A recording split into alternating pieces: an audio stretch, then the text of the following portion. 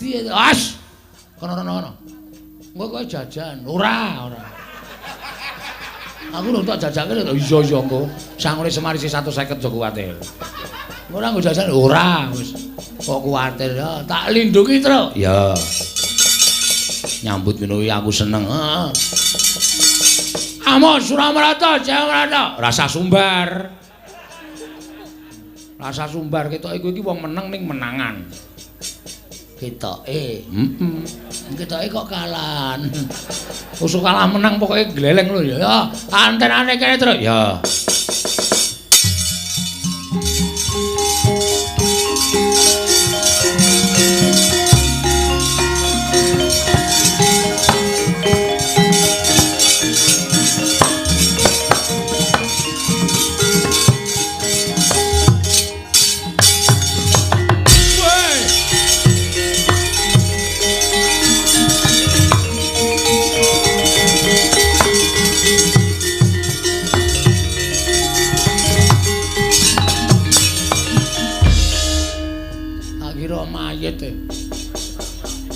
jedul saka njeron bumi Ndara Antarja iya Bagong enten apa kok pasuryane abrit baru unjuk anggur napa ora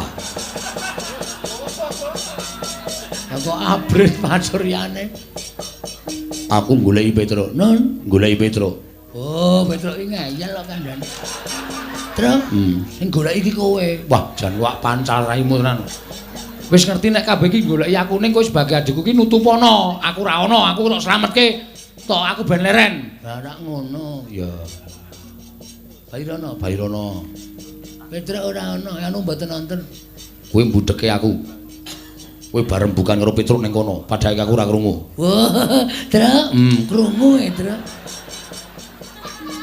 ora tak cuwek matamu wis kono Bairono omong nek kuwi mau swara radio oh iya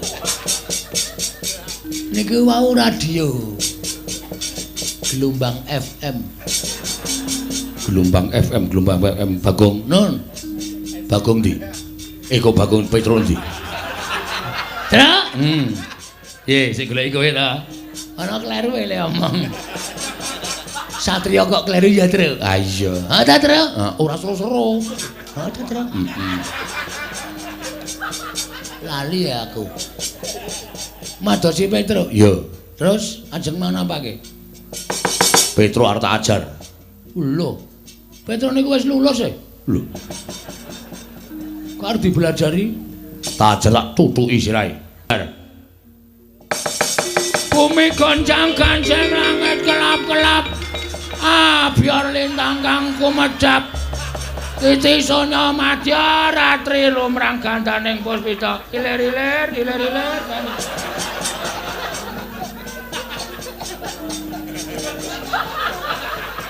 ngapa kowe guyu Antarja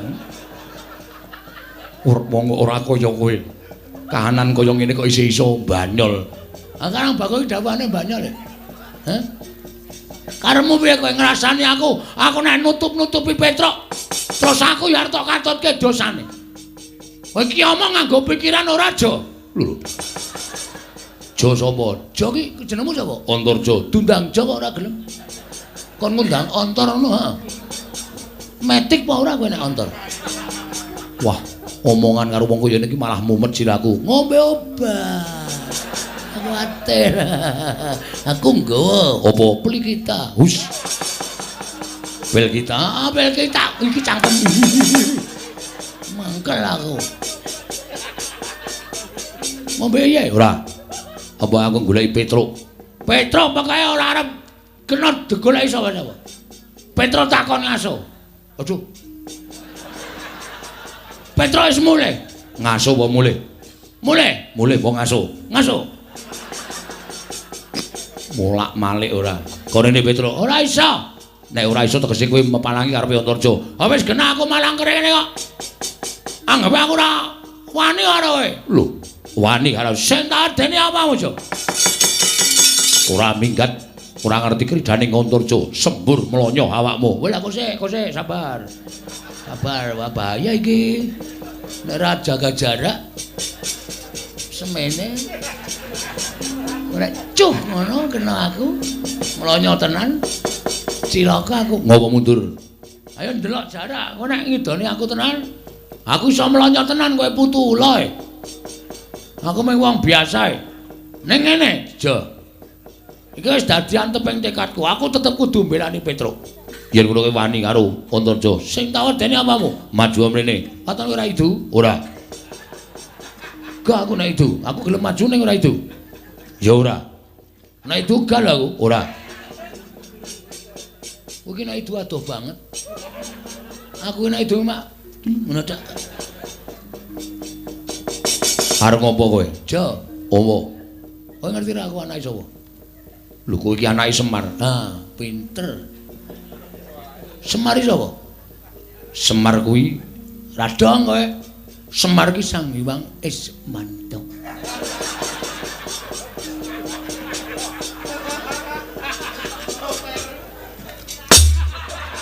Kok bandem rek ngapae, Truk? Hah? Hah? Ana? Ismaya. Hah? Ismaya. Ismanta apa Ismaya? Ismaya. Ngono kuwalat lho. Bapak ki titisane Sang Hyang Ismaya. Kowe kakangane Bathara Guru, Jo. Dadi bapak ki asline dosen.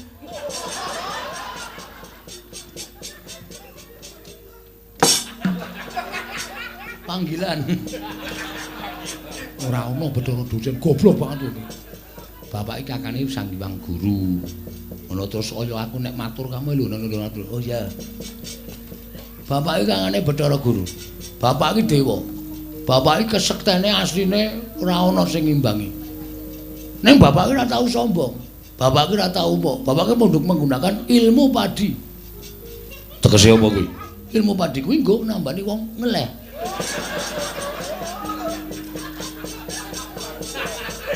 Ilmu padi ki semakin berisi semakin menunduk.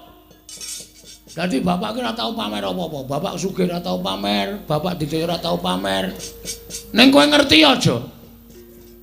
Yen anake kaya Gareng Petruk Bagong iki ya dikeki aji-aji Jaya Kawijayan. Ming welinge bapak Gareng Petruk Bagong kowe tak wene aji-aji iki ampuh kegilo-gilo. Ning aja tok gunake nek ora kepepet kudu nggunake. Ha iki aku wis kepepet iki.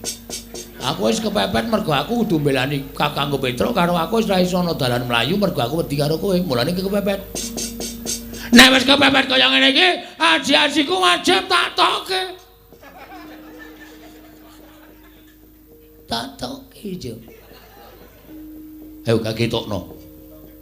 Rekoso lemu wali talenan iki lho, Jo. Sing arep totokke iki apa? Aji-aji jenenge Ancel Galeng.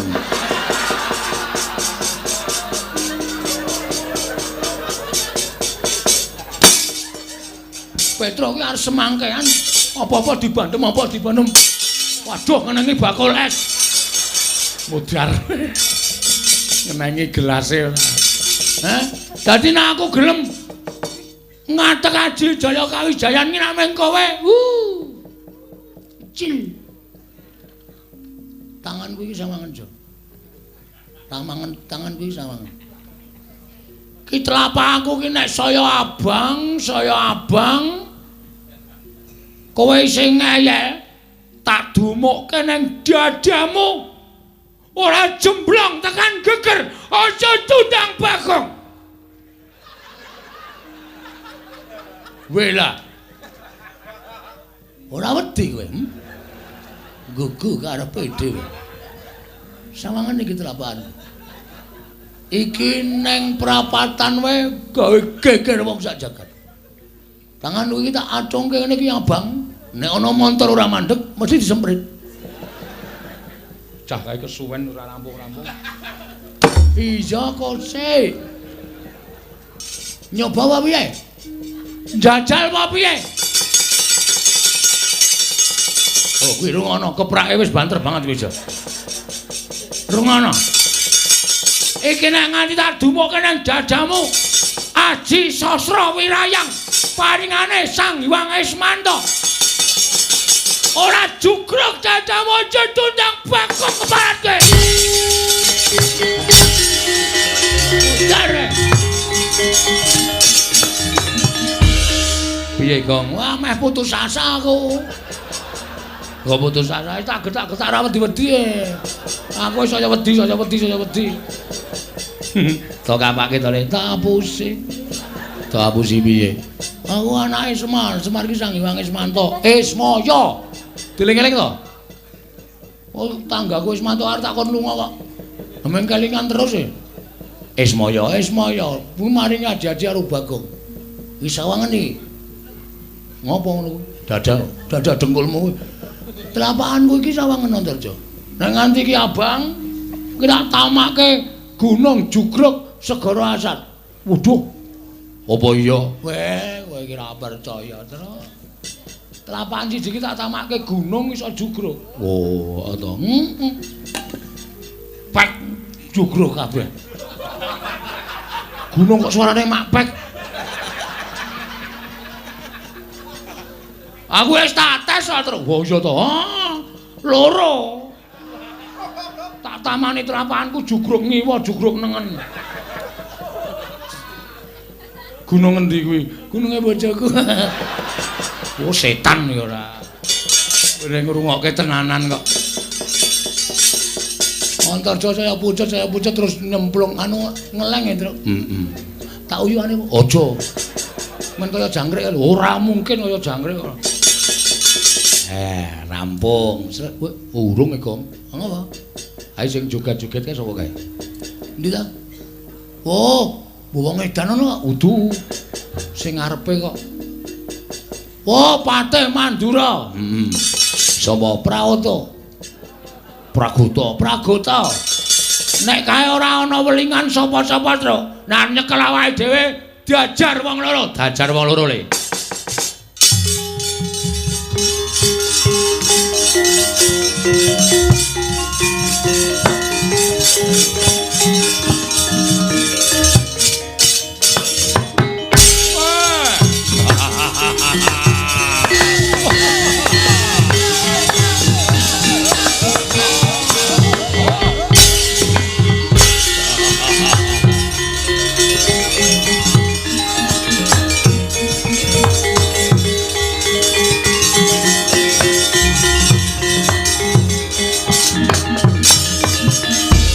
Mangkahanggro sesumbar tendo bumi kunjing kumaluduk gunur ketup lumembak penyu kang kumambang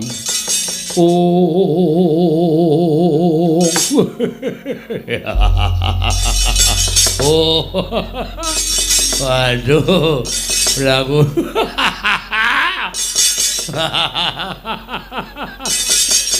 Nampa dawuh Sinuwun Prabu Mandura bareng didhawuhi kok nyekel Ponoka. Aku kok malah geli dhewe. Patih kok nyekel Ponokawan. Petro. Mripate dipendelekke ning ora jembar. Ayo lho, jile mripate adimu kae sing kaya ceplok andhok.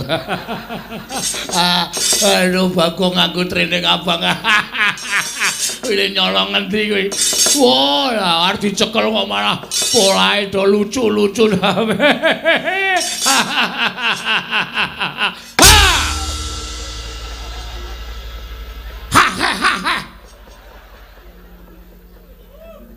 Wah, blese cengenge bandem batak ora imu.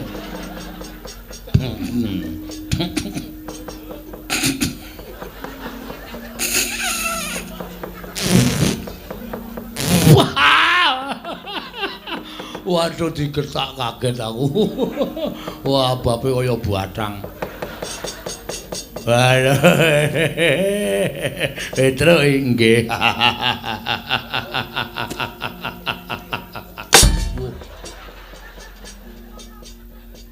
Meneng. Patih kok Mbaya meneng. Oh, tapuki sisan kowe. Ayo, cungar-cungir, ayo. Arep guyu meneh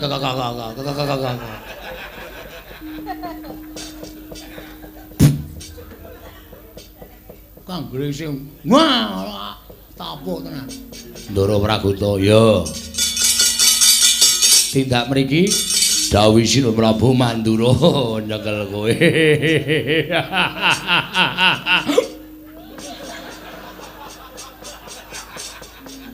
Kon nyekel kowe. Lah lepat kula napa? Ah, ora ngerti. Lumpute apa, salahe apa? Sing baku aku nyekel kowe.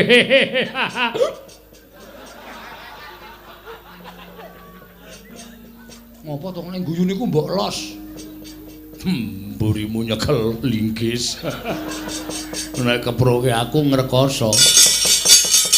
Nek iso mang cekel, carane sapi mang jagal riyen. Nek pun dijagal ajeng mang bondo ajeng mbleh sak karep sampean. Mergo Petro niku menungso. Lho, wani aku. Lho sing tawedene apa, Bo? Cencang jenggot kroncal ya. Yang lungeng kadung ngambung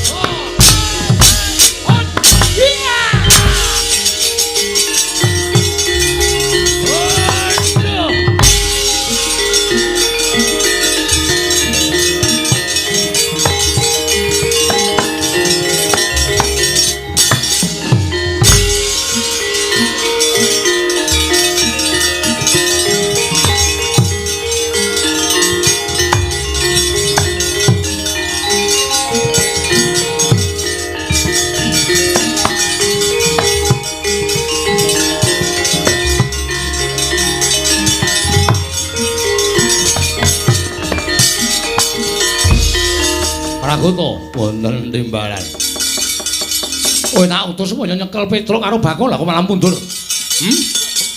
Piye kabare? Nyuwun pangapunten. Najan namung drajating Punakawan nanging pancen sekti kalintang jayaning perang. Nyatanipun kula dipun gulung kalian Petruk kandhong bolong kula semanggaken sinuwun. Wah, guguk karepe dhewe. Manusmaning jajaran iblis lanat. Petruk kandhong bolong. Kowe ngilani Maranata Mantura Prabu Baladewa. Kowe ngias Maranata Mantura Prabu Baladewa. Ora minggat tak glendang nenggala jeblok wetemu barat.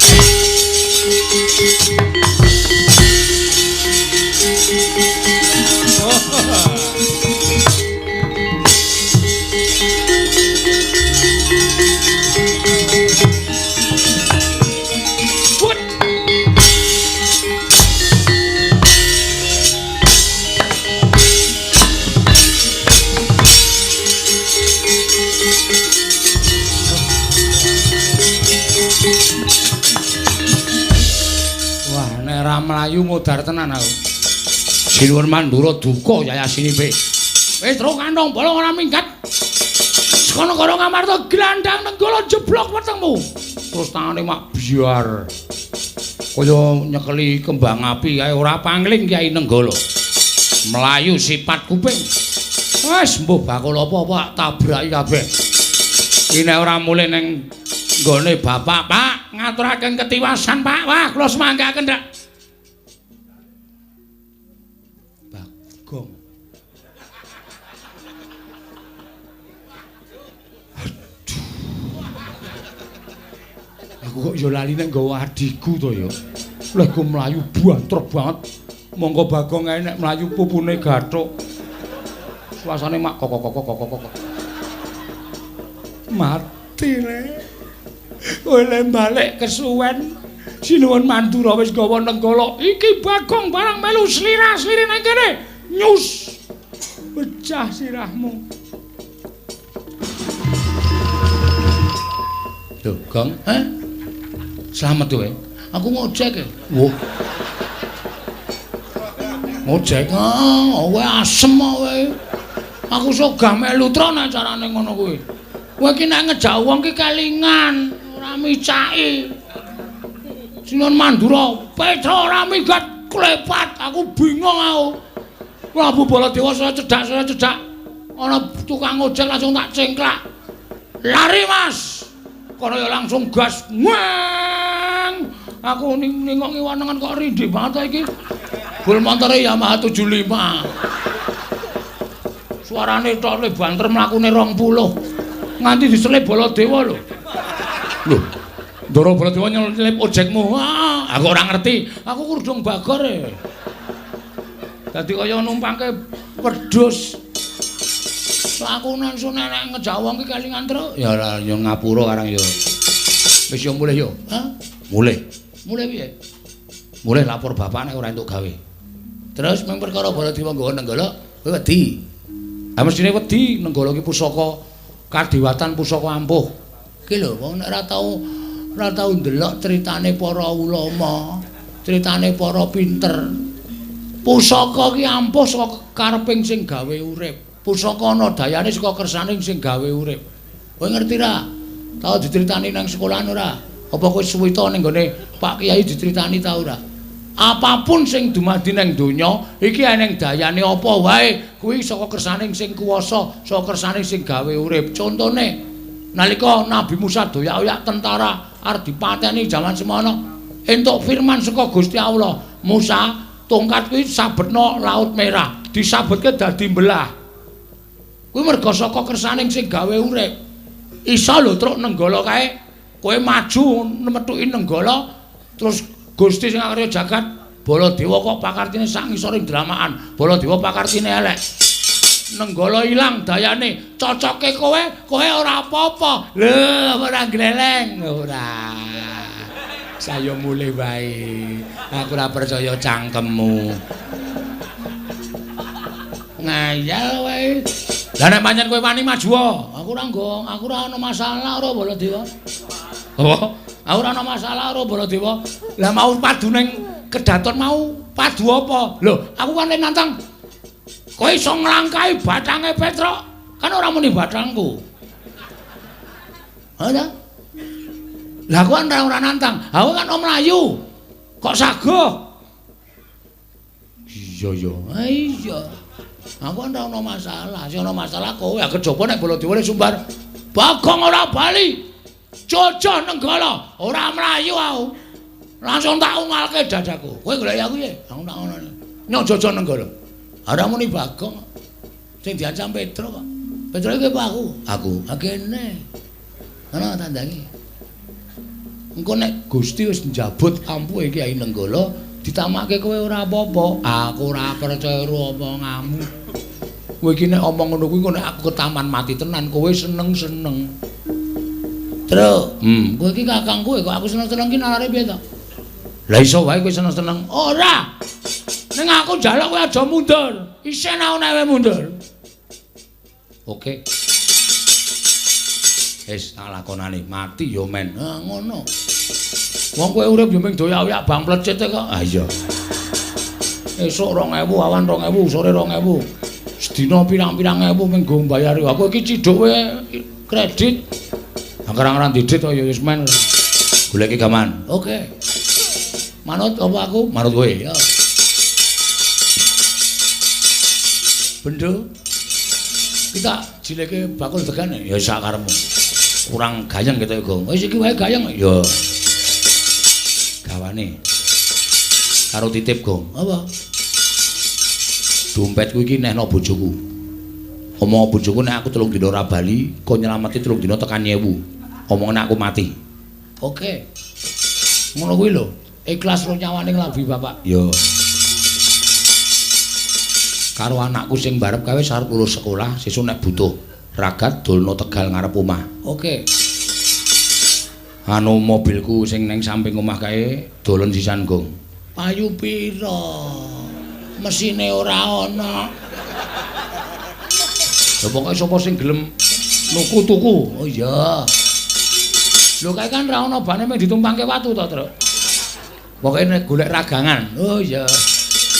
Ya wis. Karo apa jenenge iki pitikku sing akeh banget petelur kae sing aku ternak kae dombane ya, Gong. Heeh. Kowe ya sok nilai to? Heeh. Berarti nek esuk-esuk nang kandang pitik kan nilai ndok to? Ha iya. Duleki keok keok keok arep ngendhok. Sesuk aku berarti ganti pekerjaanmu. Heeh. Dulekane ya. Oh, ning aja nggo jempol. Mati pitike. Nggo jenthik sing pas. Keok ngono. Nek nggo jempol keok. Modar, ndok ora iso metu. Ya. Wis tak mangkat, Gong. Sik. Anak wis tak titipke. Heeh. Omah dititipke sisan. Terus liyane wis. Sik terus karo tak golek orang-orang ketoke tiba ning pangkonku. Medeni ya. Terus liyane ora. Engko nek kowe lali lho. Engko kowe mati, lali ra weling apa-apa dadi memedi. Ora usah dipikir wena-wena. Ya. Sapa sing urung? Wis kabeh kok. Deleng-eleng. Sapa? Bojomu? Titipke kowe sisan. Mbangane kliya. Rondo ki ngrekoso lho, Tru. Kan tak openi ra masalah. Oh, ngerti aku. Ajine kowe seneng suwe to kowe. Ha ta. Anakmu sing barep-barep anakku. Oh, setan ya ora. Mula kok rupane beda. Ae tok pek kae wis karo aku 3 sasi kok. Wis ben ra apa-apa aku sing ketoko komanan 6 sasi kok. Cah edan ora. Amok Surawarta, Jawata imbang yen pana padha. Dirle.